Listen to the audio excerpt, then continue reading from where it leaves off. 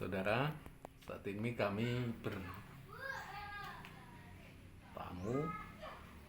ke Bapak siapa Pak? Pak MS Pujo Sumarto Dan Ibu? Marsiana Sarinem. Oke. Di sana apa nih Pak? Desa Rantau Fajar, Oke. persilnya 24, Oke. Kecamatan Raman Utara, Lampung Timur. Oke. Yes, usia Bapak berapa nih Pak? 93 Waduh, Ibu 75. bayi jan. Pripun niki resep awet sehat niki pripun niki Pak? Resep awet sehat Nggih. itu pertama, saya bekerja menurut kemampuan kami, Nggih. tidak melihat kemampuan orang lain. Dan kami berusaha melihat kawannya, bagaimana kawan saya itu bisa membeli ini, tapi saya kok tidak. Nah, belajar dari itu, jadi pemikiran kami itu, saya lama-lama kok ya bisa. Nggih. Itu dalam tata ekonomi pertama. Nggih. Yang kedua, tahun 70, anak kami yang sekarang jadi frater, Nggih. itu baru berusia 35 hari. Nggih. Saya tinggalkan ke Gesting untuk ikut kursus katekis. Oh, nggih. Di sana 45 hari. Nah, terus dari itu saya tahun 1972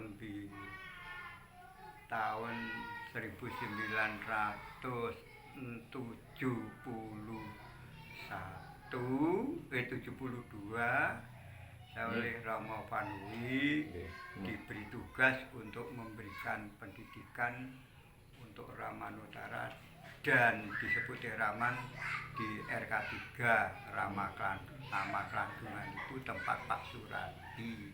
Katekis. Nggih. Di sana saya bekerja kurang lebihnya 5 tahun. Sebagai katekis. Ya. Nggih. Terus waktu itu saya tuh lumpuh. Kaki saya tidak bisa untuk berjalan. Nggih, nggih. Saya yang di sana saya letakkan. Saya dibertugas di sini. Itu tahun kurang lebihnya tahun 75 saya lumpuh itu. Oh, sakit apa Pak? Ya tahu-tahu kaki ini untuk bekerja, untuk berjalan sulit. Naik sepeda riyen nggih. Ya. Terus tahun 78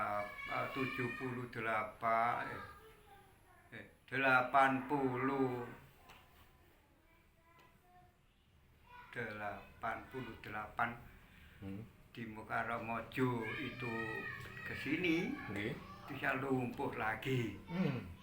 Sebab itu mulai Romojo masuk sini, saya berhenti jadi katekis yang ikut ke sana ke sini, misalnya sampai Gaya Baru, atau sampai ke Sri Bawono, saya terus total tidak bisa. Pensiun lah, non aktif lah.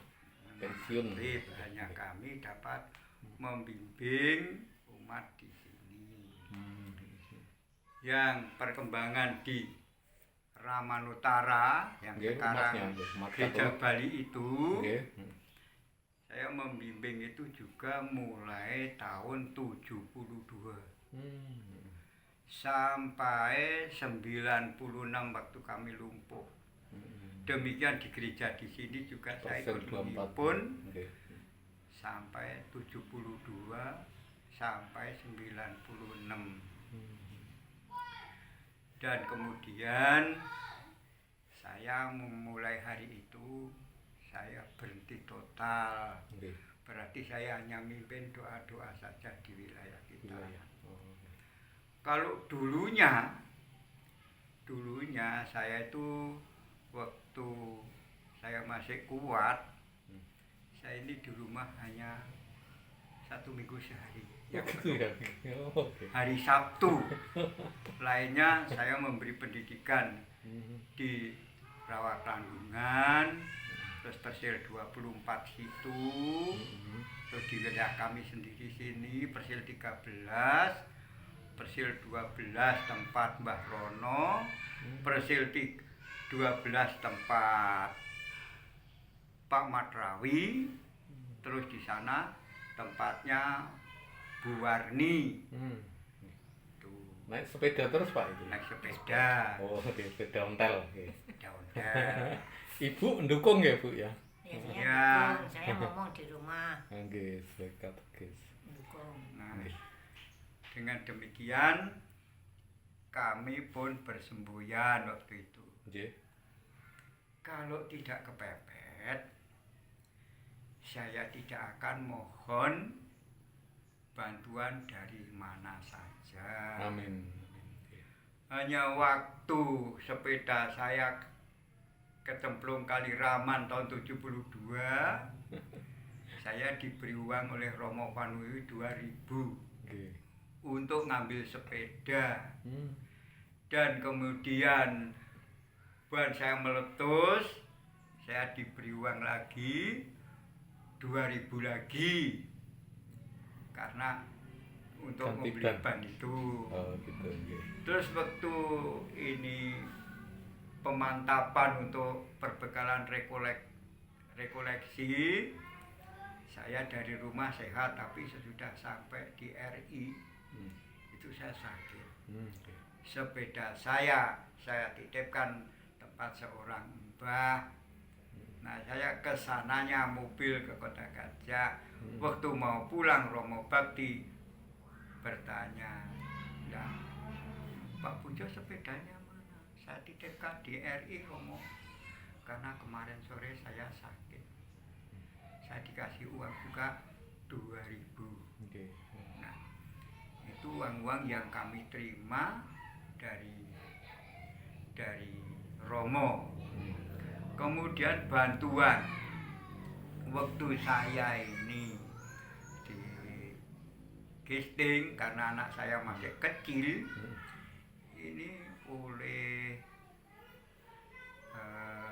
Kring Santa Maria diberi bantuan uang waktu itu berapa ya, 1.500 kalau nggak salah. Tetapi karena saya ini pun ya masih kuat, uang itu saya kembalikan untuk tambahan kas Kring Santa Maria. Nah, demikian di waktu-waktu itu kalau doa, kalau doa itu saya sampai Persil 11, Persil 2, Persil 2 itu. Kalau saya pulang dari doa yang saya takuti hanya orang nakal waktu itu. Tapi ya belum pernah berjumpa. Itu tempat Pak Wenten itu beli motor, syukuran, ada uang dalam amplop. Karena saya tahu kalau itu ada uang amplop, saya berikan pada Pak Matrawi. Sebab Pak Matrawi adalah kepala Kring di sana untuk tambah kas. Kemudian di tempat Bu Santri juga beli mobil, itu juga ada uang amplop. Ya saya jadikan di situ. Hanya waktu itu orang-orang di sana tahu kalau saya diberi amplop tidak mau, akhirnya diakalin. Dibarengkan sama berkatan, diletakkan di dalam. Jadi tahu-tahu sesudah dibongkar itu kok ada duitnya, ya saya tidak sempat mengembalikan. Nah, ini.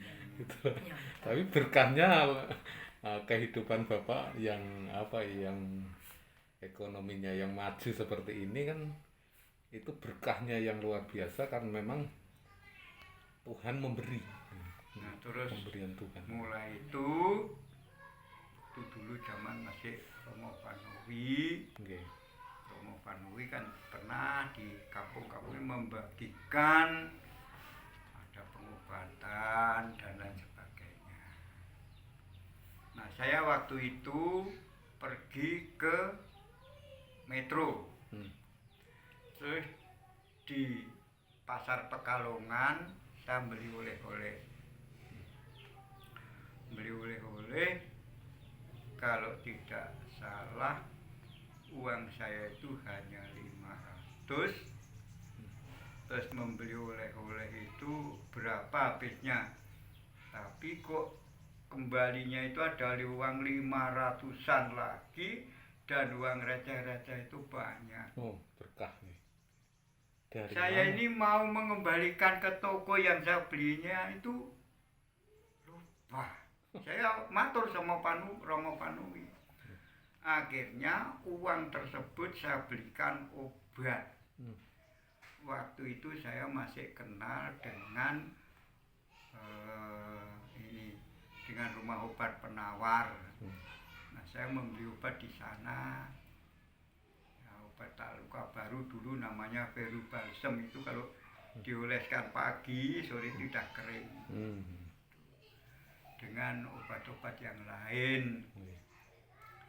Sehingga tahun 65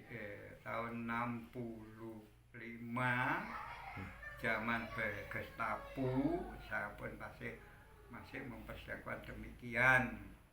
Nah, waktu itu zaman Gestapo, orang-orang yang di atas namanya mantri-mantri itu kalau dipanggil ke kampung kan sulit datangnya, takut.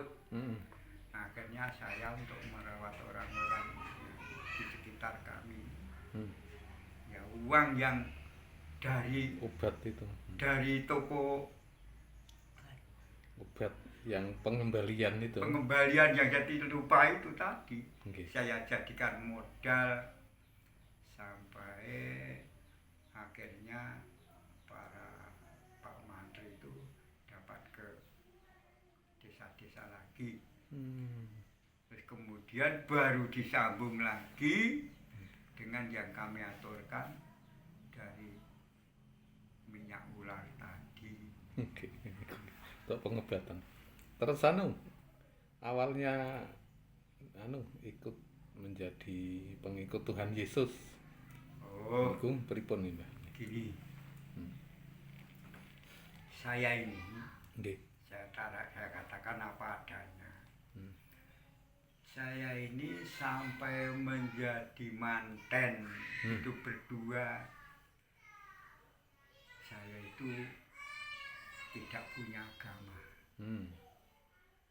Yang saya punya adalah saya punya Tuhan. Jadi nyatanya kalau misalnya ada orang sakit, saya mohon kepada Tuhan. Kalau dulu saya yang menyebut Tuhan itu yang Sukmo Kawekas bahasa Jawanya. Nah, itu nyatanya juga disembuhkan. Kemudian ke sini selanjutnya saya punya minyak ular itu yang menggunakan pertama kali orang Kota Gajah. Orang Kota Gajah itu menyatakan bahwa yang memberitahu itu mbahnya yang sudah meninggal. Kalau ngomongnya ke sini katanya minta minyak babi, tapi nyatanya yang diminta untuk obat gatal yang saya kasih tahu itu hanya saya berkepercayaan. Itu hanya sarana, yang memberi kesembuhan adalah Tuhan sendiri. Ya saya paling kepada orang itu, berdoalah sebelum mengoleskan. Dan kemudian sesudah itu simpanlah supaya jangan kena kotoran. Nah, kemudian merambat, yang kemudian dengan mbahnya Bu Wenten, itu yang di Karang juga kena kudis itu. Ya, sembuh karena rahmat Tuhan dengan perantara minyak ular. Yang terakhir ke penghabisan, ini kawannya anak saya ngomongnya begini, Pak Broto, kalau saya ini tidak jadi guru, saya ini sebenarnya malu berkumpul-kumpul dengan kawan-kawan kenapa lu Pak Rahmat? Nah, ditunjukkan dari ubun-ubun ini sampai sini ini basah. Nah, anak saya kan ngomongnya terpat-terput. Belum kawani bapakku ya mari Pak Rahmat. Tuh. Akhirnya selang 3 hari dari kata-kata itu ke sini. Waktu itu saya benar-benar kebingungan Pak. Sebab minyak ular tinggal sedikit. Yang sakit seluruh badan. Sesudah sama saya berdoa kepada Tuhan di dalam kamar, saya ingat semuanya hanya sarana, semoga menyembuhkan. Yaitu adanya minyak itu saya bawakan semua, yang separuh ini untuk dioleskan, dicampur dengan sulfatilamid sama gambir, yang separuh dicampur dengan air itu untuk mandi. Sebelum mandi berdoa menurut keyakinan mereka masing-masing. Nah itu sembuh. Itu yang terakhir, sehingga orang itu pun oleh Tuhan dianugerahkan kesembuhan. Saat ini aktivitas yang gereja Pak? Saya? Ya, jadi umat di Setasi. Ya, saya umat di Setasi Antonius ini. Riyen Romo pertama Romo Vanoi. Oh nggih. Pripun Romo Vanoi bulldozer nggih.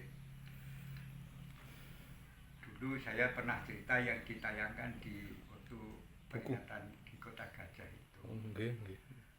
Tapi ya waktu itu ya tidak lengkap. Romo Vanoi itu adalah Romo yang mengumat. Artinya setiap misa mesti mampir ke tempat umat. Mampir sampai Romo itu, maaf ya ini apa adanya, Romo itu mengungkapi tudung nasi, melihat apa yang dimakan oleh umat. Romo Vanoi itu juga seneng kiwul. Jadi kalau mengungkapi kiwul itu terus nanti Romo Vanoi, saya seneng kiwul. Oh gitu. Diurapkan pakai kelapa kasih gula. Romo Belanda kadang nggih. Ya. Ngoten niku nggih. Nah, terus demikian Romo itu mengobati tidak pilih-pilih. Mengobati orang itu. Orang Islam ya diobati sampai operasi. Orang Katolik apalagi. Nah, di Persil 14 itu juga ada yang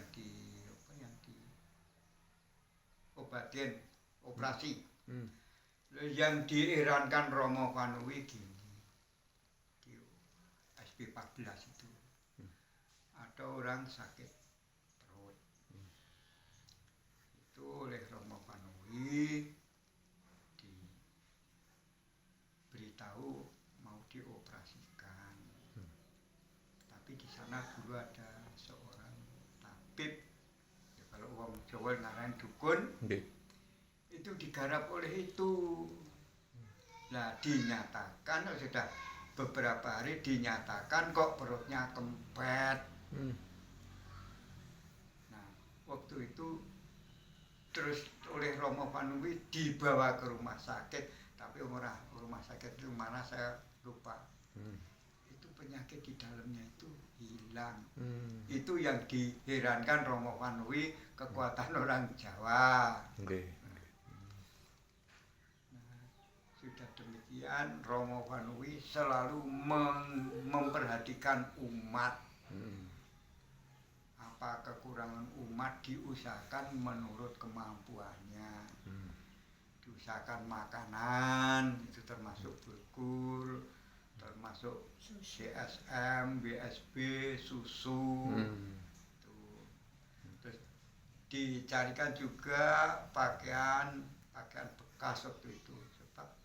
Orang kita dulu kan masih minim. Nah, demikian Romo itu benar-benar mengasuh umat sampai seperti yang dikatakan di dalam di dalam buku Pengetan Romo Panui. Nggih. Bulldozer yang Ya, bulldozer. bulldozer niki. Ya, bulldozer seminaris bulldozer. Nggih. Misionaris Misionaris bulldozer misionaris niki. bulldozer yang tidak mau berhenti. Nggih. Dan kemudian ini di dalam buku itu kan ada ceritanya.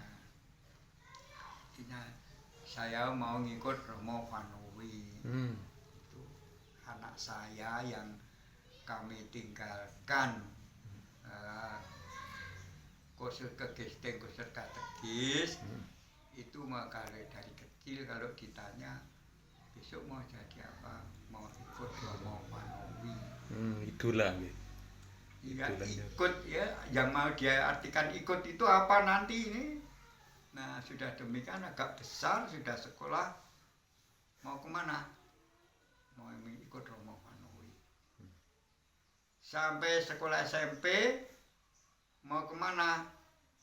Mau ngikuti jejak Romo Vanui. Nah sudah di SMA, nembung sama ibunya, Ma, kalau saya sekolah seperti Romo apa boleh? Ya boleh kalau memang pilihannya.